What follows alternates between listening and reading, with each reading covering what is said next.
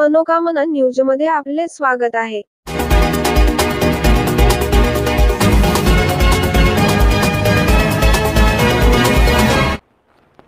जाता जाता काल रात्री मला एका पत्रकाराचा फोन आला आणि त्यांनी सांगितलं की ताई 200 कोटीला तुम्ही मॅनेज झालाय अशी बातमी आहे माझ्याकडे म्हणून.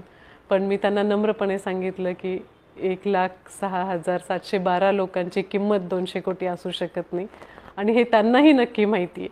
पण आहे तर निवडणूक झाल्यावर निकाल आल्यावर अनेक चर्चा उपचर्चा होतात, त्यामुळे त्या सर्व गोष्टींना कुठल्याही गॉसिपला आपण बळी पडू नका.